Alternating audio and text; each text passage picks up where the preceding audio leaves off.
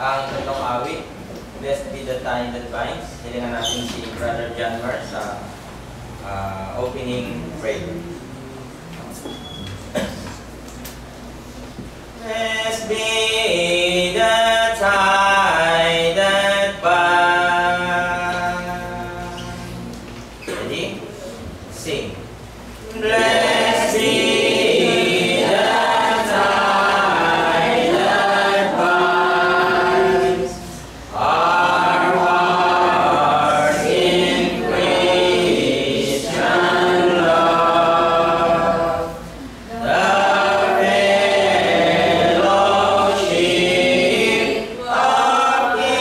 of kindred minds is like to that above.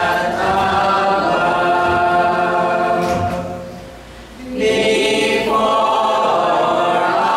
our Father's throne, we pour our ardent prayers.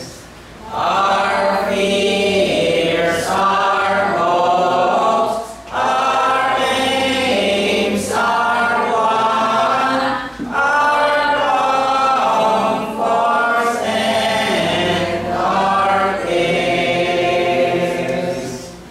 We share our mutual woes, our mutual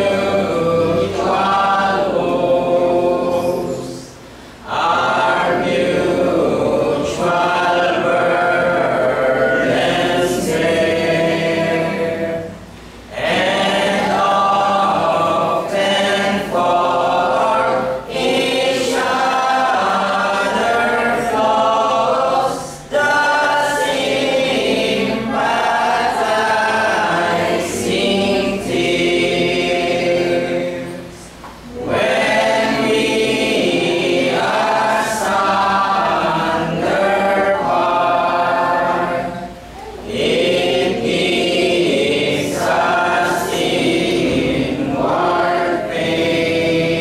inward pain, but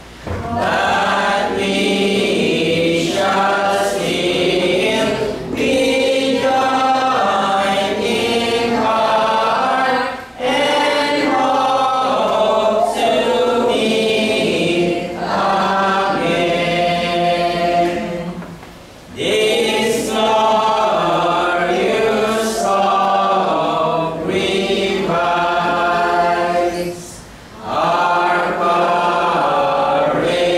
courage by the way, while each in expectation lives and longs to see the day. From sorrow, toil, and pain, and sin we shall be free, and perfect love and friendship reign through all eternity.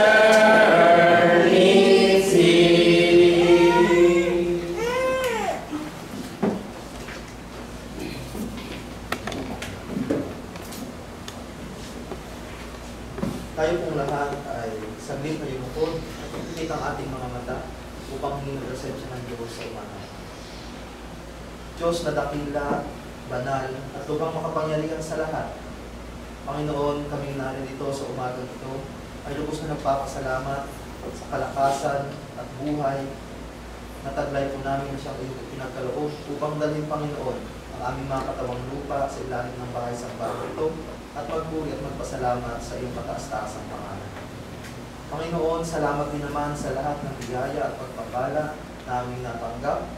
Ganon din, iningatan mo ang buhay ng bawat isa sa amin sa mga nagdaang araw na kung saan ang tukso pagkakasala ay nasa aming kapaligiran.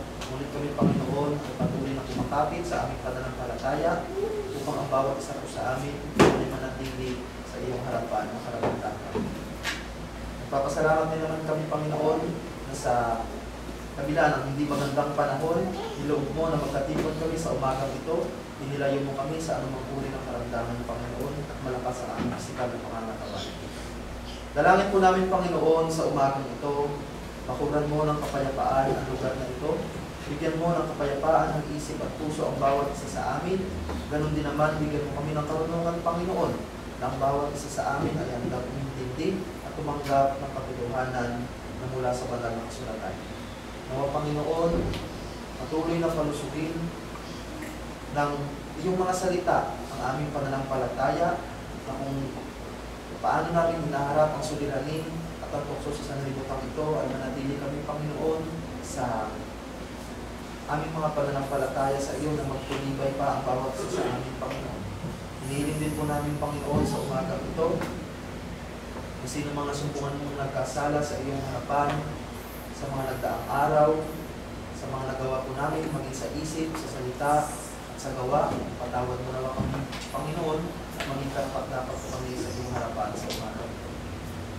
Dinadalangin po namin sa iyo, Panginoon, anak ng aming isa sa kapatiran na si Mac Manso, Panginoon. Pagkaloob sa kanya na makaalis sa Pilipinas at masumpungan ang maayos at nararapat na trabaho para sa kanyang Panginoon. Hinihiling po namin na sa kabila ng kanyang paglayo, patuloy na ibigay sa kanya ang iyong pag-iingat at paggabay. Ganon din naman, Panginoon, ang kanyang mga mahal sa buhay ay ingatan mo at bigyan ng katatagan ng kalooban na manatili natin sa pananampalataya at pagkikilan mo. Hinihiling po namin na ipagkaloob mo pa ang aming pangangailangan sa pang-araw-araw, Panginoon, ang mga biyaya na kailangan ng aming pisikal na pangangatawan. Pati po namin nalalaman na puprovide mo ang lahat ng ito para sa amin. Sa lalaking tinatayo mo sa aming harapan, Panginoon, tuwing unang araw ng isang linggo, hinihiling po namin na ang karunungan, ang pagpapala, ang kalakasan ng kanyang pisikal na pangangatawan ay manatili, bigyan pa siya ng mahabang panahon. Ang sa ganon, ang iyong mga salita ay marinig pa ng mga kaluluwang hindi matuluyan ang marinig ng salita ng kaligtasan ng Panginoon. Hinihiling po namin ang mga kapatiran namin na dumadaan sa iba't ibang suliranin, mga kapatid po namin na nasa balik ng karamdaman, Panginoon. Ikaw ang siya nakakaalam kung ano ang karapat-dapat para sa kanila.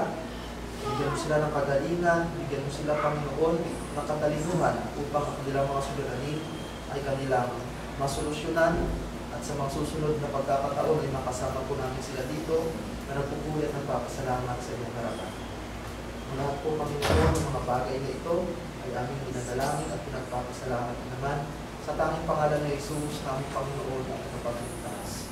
Amen.